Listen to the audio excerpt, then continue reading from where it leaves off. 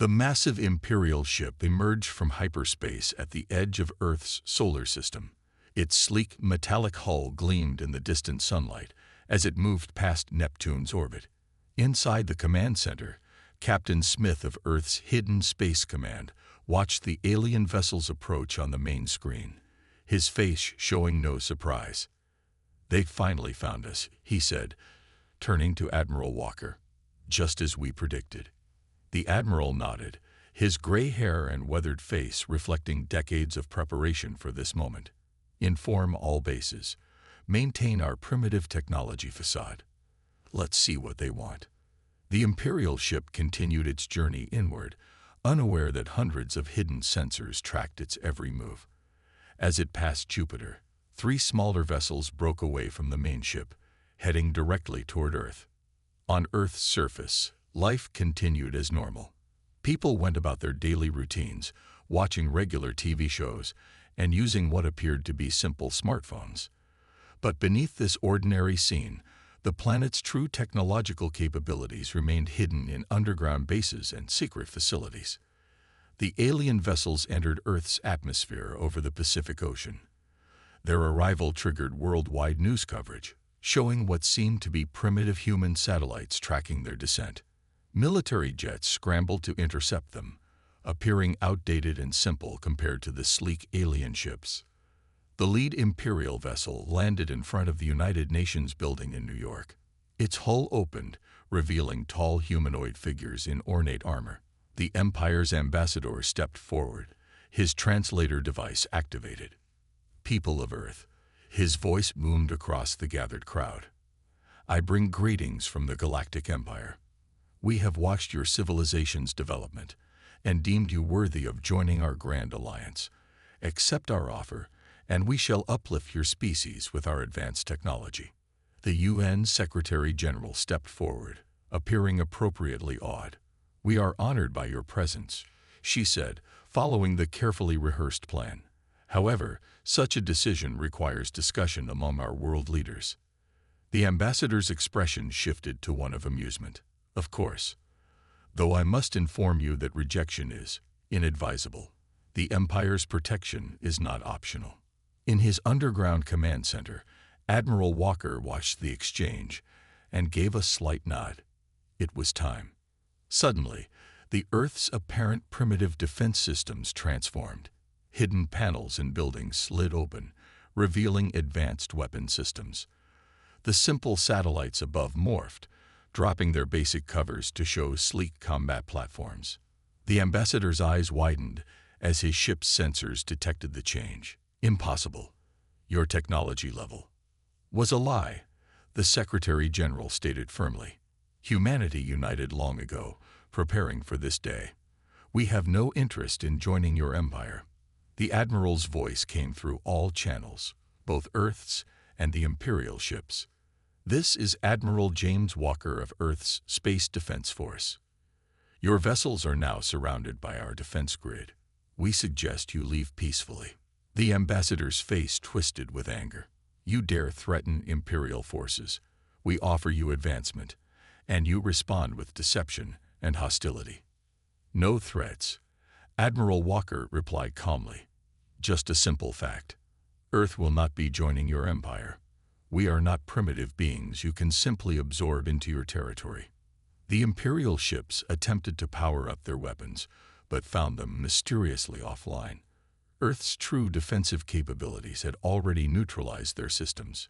"Impossible," the ambassador shouted. "Your world shows no signs of quantum technology." The Secretary-General smiled.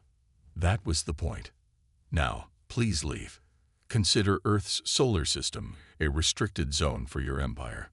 The humiliated Imperial forces had no choice but to retreat, their ships escorted out of the solar system by previously hidden Earth vessels that seemed to appear from nowhere. In the command center, Captain Smith turned to Admiral Walker. "They'll be back." "Of course they will," Walker replied, watching the Imperial ships flee. "But now, they know we're not helpless. The real question is, will they be smart enough to respect our warning, or will they need a more forceful demonstration?"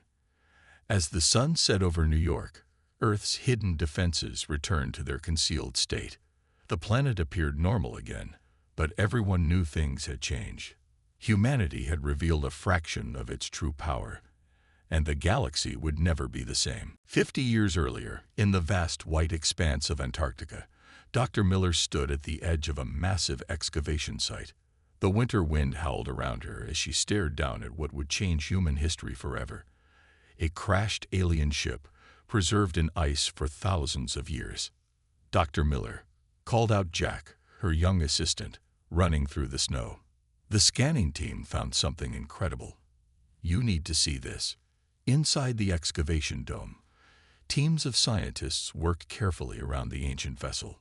Its dark metal hull showed no signs of rust or decay, despite its age. Dr. Miller followed Jack to a newly opened section of the ship, where soft blue lights still pulsed along its corridors. "It's still active," she whispered, touching the warm wall. After all this time, the discovery changed everything. World leaders secretly met in an underground bunker beneath Geneva. For the first time in human history, all nations agreed on one thing. This discovery must remain hidden from any watching eyes in space. "We've detected signals," said General Thompson, addressing the gathered leaders. "There's an empire out there, consuming younger civilizations. We won't be next." The world united in secret. Above ground, countries continued their usual politics and conflicts. But underground, humanity worked as one.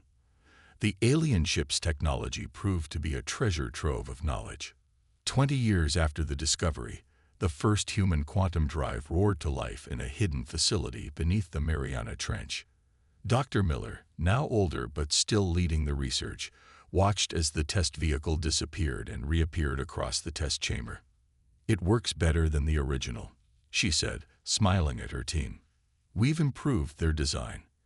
On Mars, deep beneath the red soil, massive factories began production. Each facility hidden under the guise of failed colonization attempts. The public saw videos of abandoned dome structures, while below, humanity built its defense fleet. Admiral Walker, then a young captain, oversaw the construction of the lunar defense grid.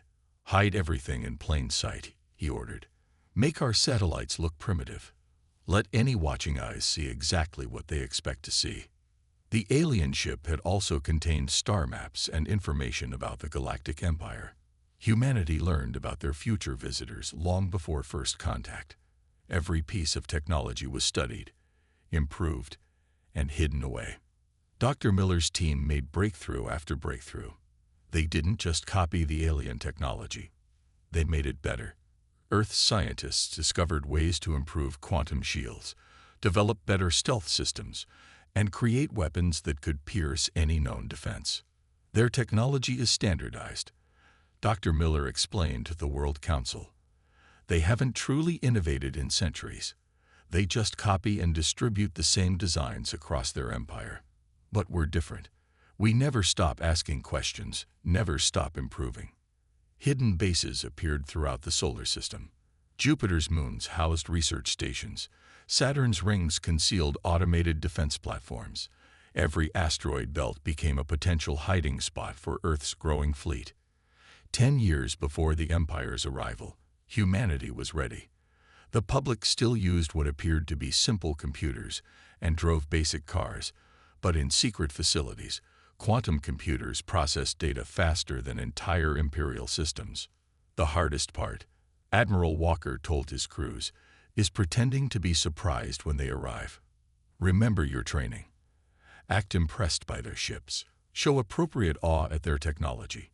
Let them think they're superior. Dr. Miller stood in her Antarctic lab, now much older, looking at the alien ship where it all began. "They thought they were leaving behind a wreck," she said to her new assistant, Hum. "Instead, they gave us the tools to defend ourselves." The night before the Empire arrived, humanity was ready. Billions of people went about their normal lives, unaware of the vast network of defenses protecting them. In hidden bases across the solar system, crews waited at their posts. The greatest deception in human history was about to be revealed. "Let them come," Dr. Miller said, watching the stars from her window. We're not the primitive species they expect to find.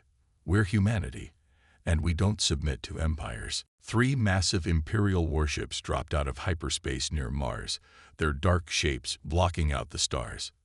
Behind them came 20 smaller battle cruisers, forming an attack fleet that would have terrified any normal civilization. In Earth's hidden command center, Admiral Walker watched the display with calm eyes. "Right on schedule," he said. "Exactly as we predicted." The main screen lit up with a transmission. Grand Marshal Robert of the Empire appeared, his uniform decorated with medals, and his face twisted in anger. "People of Earth," he announced, "your defiance cannot be tolerated. The Empire has ruled this galaxy for 10,000 years. Dr. Miller stood beside Admiral Walker, analyzing the Imperial ship's energy readings. "Their technology hasn't changed," she whispered. "Same designs we studied from the crashed ship." The Grand Marshal continued his speech.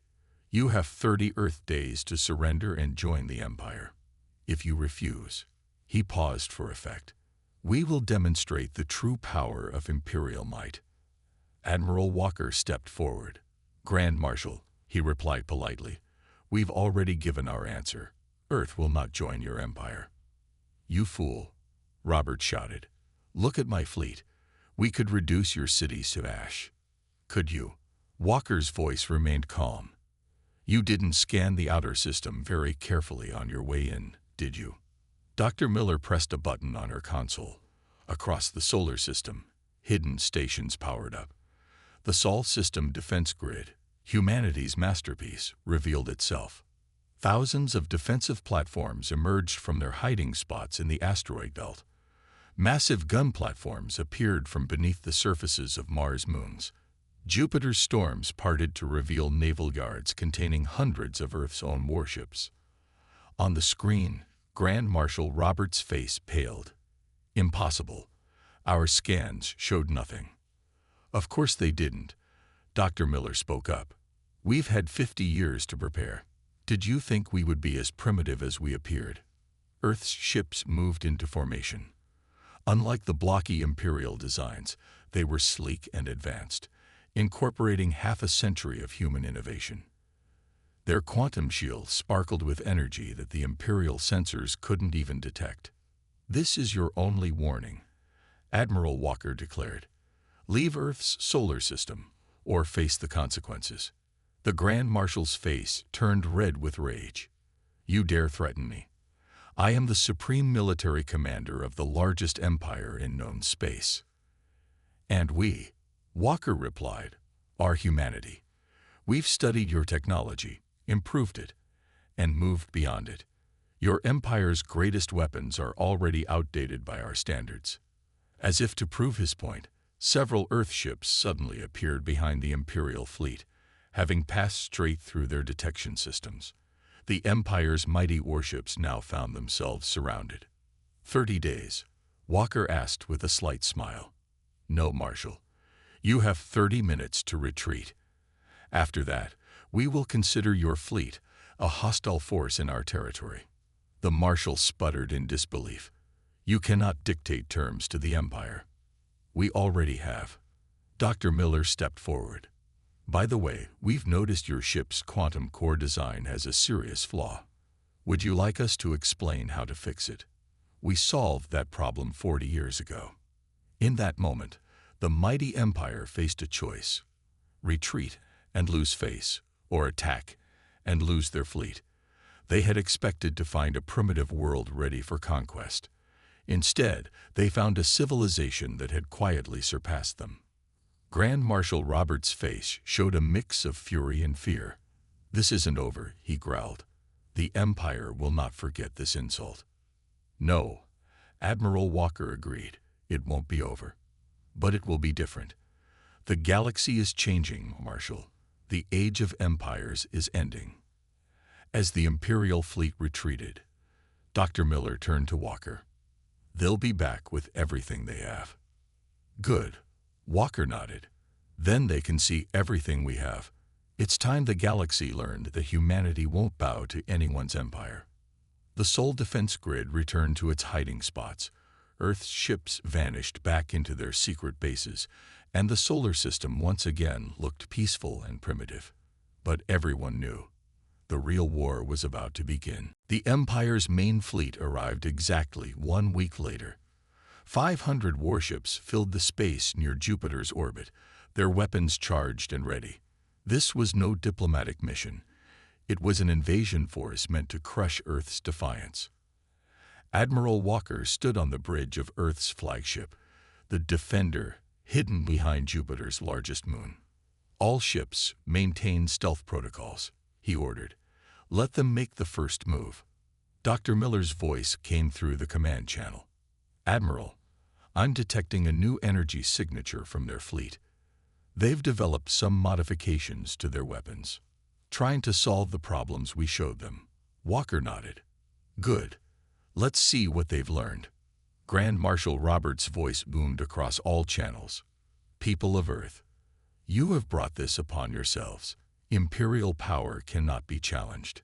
His fleet moved forward, spreading out in the Empire's standard attack formation.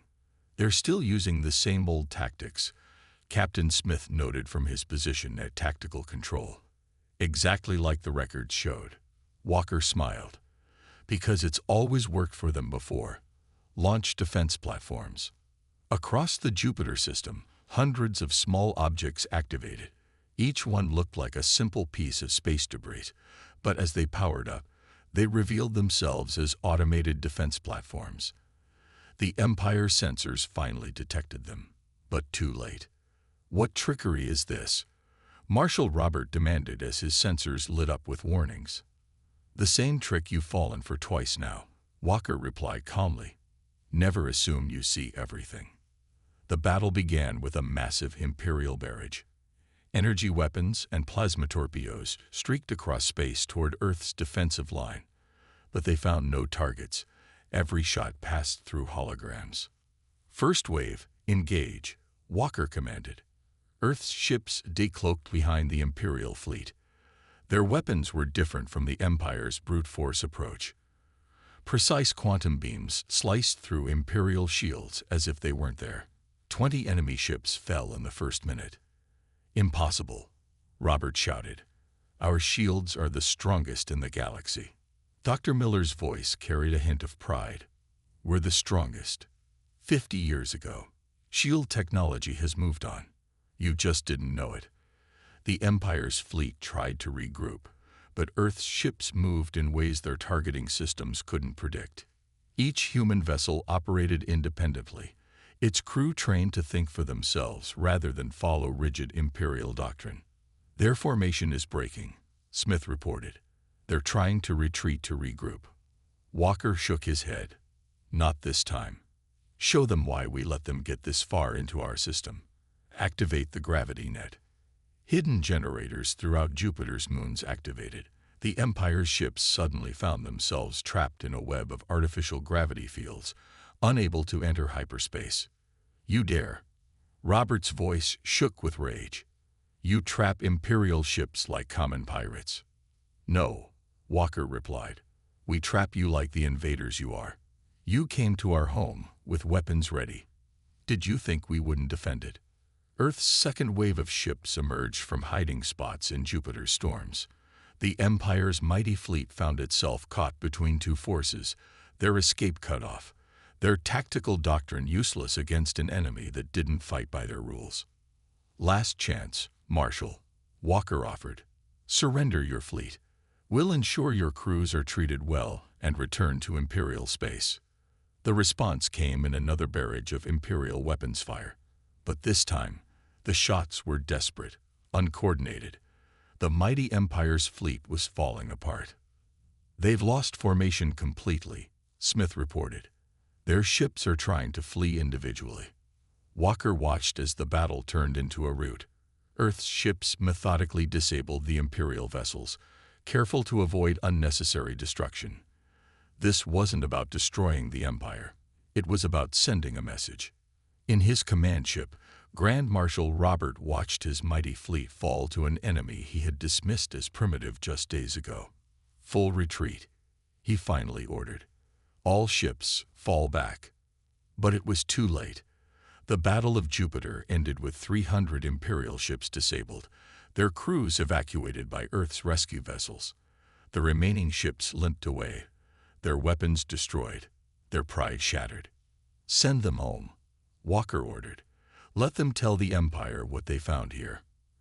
Earth is not a prize to be taken. It's not a primitive world to be conquered. It's humanity's home, and we know how to defend it." News of the Empire's defeat spread through the galaxy like wildfire. On the Imperial capital world, the Grand Council gathered in their massive crystal chamber to deal with the crisis. Hundreds of planetary representatives watched as Grand Marshal Robert tried to explain his failure. "These humans," he stammered, "they had technology we've never seen before. They hid their true power from us." The Empire's chief advisor stood up, his face red with anger. 300 ships lost. To a single system. Impossible. In a quiet corner of the chamber, Ambassador Tom from the outer systems watched with growing interest. His people had long suffered under Imperial rule, and now, for the first time, he saw hope. Meanwhile, back on Earth, Dr. Miller worked in her lab, studying the captured Imperial ships. "Admiral," she called through the comm system, "you need to see this. Their whole empire runs on outdated technology. They've been forcing every world to use the same systems for thousands of years." Admiral Walker arrived at the lab, looking at the Imperial computer cores spread across the tables. "They don't allow innovation." "Worse," Miller replied, "they actively prevent it. Every world in the Empire must use exactly the same technology. No improvements allowed. They call it maintaining stability." On dozens of worlds across the galaxy, people watched leaked videos of the Battle of Jupiter. They saw Imperial ships, once thought invincible, disabled by weapons they couldn't understand. Hope began to spread. Ambassador Tom secretly met with representatives from 20 outer worlds. "Earth beat them," he whispered. "They're not invincible. We don't have to obey them anymore." The Empire's problems grew worse. 3 mining worlds stopped their payments to the Imperial Treasury. A trading hub near the galaxy's edge declared independence. The Grand Council fell into chaos as members accused each other of disloyalty. Dr. Miller made another discovery in the captured ships. "Admiral, look at this." She pointed to a complex diagram. "The Empire's whole communication network runs through central control points. If we can access one, we can send a message to every world in the Empire," Walker finished. But what message? The answer came from an unexpected source. Ambassador Tom secretly contacted Earth, speaking for dozens of worlds ready to break free from Imperial control. "We need your help," he explained. "Show us how to fight them." Admiral Walker brought the request to Earth's World Council. "We didn't want to join their empire," he said, "but maybe we can help build something better." In the Imperial capital, Grand Marshal Robert faced his final humiliation. "You are relieved of command," the chief advisor announced. "Your failure against Earth cannot be forgiven." But as Robert left the chamber, something strange happened. Junior officers and crew members saluted him, not with the Imperial salute, but with a new gesture of respect. They had seen Earth's ships protect and rescue Imperial crews during the battle. They had witnessed a different way of fighting, of winning, of showing strength. Dr. Miller's team worked day and night, preparing a special transmission. "We can broadcast this to every world in the Empire at once," she explained. "Show them the truth about Earth, about freedom, about the right to grow and develop without Imperial control." Admiral Walker nodded. "Send it. Let them all see what humanity stands for." The message went out, breaking through Imperial communication controls. Billions of beings on thousands of worlds saw images of Earth, a world that had chosen its own path, developed its own technology, and beaten the Empire not through brutal force, but through innovation and determination. Ambassador Tom stood before his people, watching their faces as they saw the message. "Earth shows us another way," he announced. "Not conquest, but cooperation. Not control, but freedom to grow." The Empire's structure, rigid and unchanging for thousands of years, began to crack. Not from Earth's weapons, but from something more powerful: hope. Hope that showed its people they didn't have to live under eternal Imperial control. "The real war starts now," Admiral Walker told Dr. Miller as they watched the reactions spread across the galaxy. "Not with ships and weapons, but with ideas. And those are the most powerful weapons of all." 2 months after the Battle of Jupiter, Earth launched its first operation beyond the solar system. 3 stealth ships, led by Captain Smith, slipped through Imperial space using technology the Empire couldn't even detect.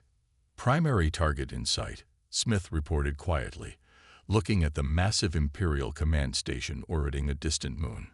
Just like Ambassador Tom's intelligence said it would be. The station controlled Imperial ship movements for an entire sector of space. Without it, the Empire would lose control of dozens of worlds, but Earth's ships weren't there to destroy it. "Begin transmission," ordered Admiral Walker from Earth Command. Dr. Miller's special program flowed through the station's outdated defenses like water through a sieve. Within minutes, they had complete control. "Imperial ships are responding to our commands now," Smith reported with a smile. "They have no idea we're the ones giving the orders." Across that sector of space, Imperial warships received new orders. They moved away from rebel worlds, creating safe zones where planets could declare their independence without fear of Imperial revenge. On a mining world called Haven, Ambassador Tom addressed a crowd of cheering people. "The Empire's ships have withdrawn," he announced. "We are free to choose our own path." Similar scenes played out across 20 different worlds. The Empire's grip was breaking, not through violence, but through careful planning and superior technology. But the Empire wasn't finished yet. In the capital, the Grand Council finally united behind a desperate plan. "Send in the Doomsday Fleet," the chief advisor ordered. "Show these rebels what happens to those who defy Imperial power." The Doomsday Fleet was the Empire's last resort. 100 massive ships carrying planet-killing weapons. They had never been used before, only threatened. But now, in their desperation, the Empire was ready to destroy entire worlds to maintain control. Dr. Miller detected their movement first. "Admiral," she called urgently, "they're bringing out weapons that could destroy populated planets. We have to stop them." Admiral Walker's response was calm but firm. "Launch Operation Checkmate." Across Imperial space, hidden Earth ships emerged from their waiting positions. They had been there for weeks, cloaked and silent, preparing for this moment. Each one carried a special weapon designed by Dr. Miller's team. "Target their command and control systems only," Walker ordered. "No unnecessary destruction." The Earth ships struck simultaneously at 30 different locations. Their quantum beams didn't destroy the Imperial ships. They did something far worse. They completely erased the Empire's control systems.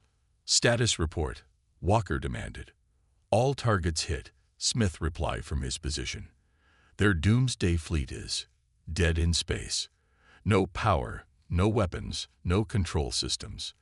Just life support." In the Imperial capital, panic spread through the Grand Council chamber. Reports poured in from across their territory. Their mighty warships, their fearsome weapons, their control systems, all stopped working at once. Ambassador Tom's voice spread across all channels, broadcasting from Haven. "People of the Empire, look. Look at what Earth has done. They could have destroyed these ships, killed their crews. Instead, they chose to disable them, to protect life while removing the Empire's ability to threaten us." Dr. Miller's voice filled Imperial communication channels next. "Your ships are not destroyed. Their crews are safe. But we've removed your ability to control and threaten other worlds. The choice is now yours. Adapt to a new galaxy where you cannot rule by force or remain powerless." The Empire's Doomsday Fleet drifted helplessly in space, its planet-killing weapons nothing more than dead metal. Earth's ships appeared around them, offering assistance to their crews. "A new age begins today," Admiral Walker announced to all worlds, Imperial and free alike. "Earth stands ready to help all worlds develop their own path, their own technology, their own future. The age of empire is over. The age of cooperation and freedom begins. Across the galaxy, people looked up at their skies and, for the first time in thousands of years, felt hope. The Empire's iron grip had been broken not by violence, but by humanity's cleverness and determination to protect freedom. 1 year after Earth's victory over the Imperial Doomsday Fleet, representatives from 100 worlds gathered in the newly built Galactic Assembly on Earth's moon. The massive dome of the Assembly Hall offered a stunning view of Earth rising over the lunar horizon. Admiral Walker stood at the main podium, older but still standing tall. "Welcome," he addressed the gathered delegates, "to the first meeting of the Free Worlds Alliance." Among the delegates sat former Imperial officials, now representing their freed worlds. Even the former chief advisor was there, though now he spoke for just one planet instead of an empire. Ambassador Tom, the hero of the rebellion, sat in a place of honor. Dr. Miller walked to the center of the hall, carrying a small device. "This," she announced, "is what we promised. The complete database of Earth's technological advancement, free for all worlds to study, improve, and develop in their own way." A holographic display appeared above the device, showing centuries of human innovation.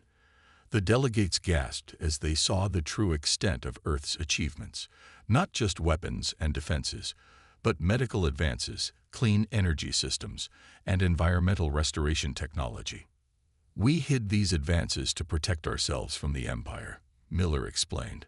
"Now we share them freely, asking only one thing in return: that you too share your discoveries with others."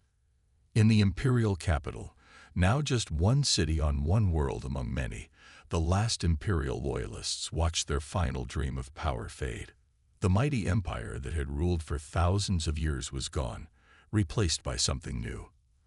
An alliance of equals. Ambassador Tom stood to speak. "1 year ago, we feared the Empire's revenge. Now we fear nothing, because we stand together. Earth showed us that true strength comes not from controlling others, but from helping them grow." Former Grand Marshal Robert, who had first threatened Earth, rose from his seat. The hall grew quiet, wondering what the old Imperial commander would say. "I was wrong about Earth," he admitted, his voice carrying across the silent chamber. "I saw their power and thought only of conquest, but they showed us a better way. They beat us not through destruction, but through protection. They won not by crushing us, but by freeing us." Admiral Walker nodded in acknowledgement.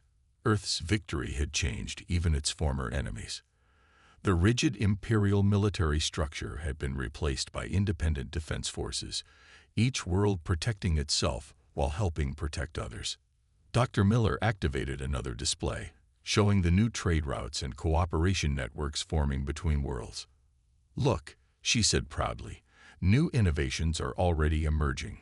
Worlds that were kept dependent on imperial technology are creating their own solutions, finding new ways to solve old problems." The former chief advisor stood next. "The Empire maintained power by keeping worlds divided and dependent. Earth built power by encouraging independence and cooperation. We were wrong for thousands of years. Today, we begin to make it right." A young officer from Earth's fleet brought forward the final document, the Charter of the Free Worlds Alliance. Each world would remain independent, free to develop its own path, but all would share knowledge, help defend each other, and work together for the good of all. "Let the galaxy remember this day," Admiral Walker declared as representatives began signing, "not as the day the Empire fell, but as the day freedom rose. Not as Earth's victory, but as everyone's victory." As the Earth rose higher over the lunar horizon, casting its blue light across the assembly hall, the gathered delegates completed their signatures. A new age had begun, born not from conquest, but from cooperation, not from control, but from freedom. Dr. Miller looked out at the gathered representatives, seeing hope and excitement where fear and submission had once ruled.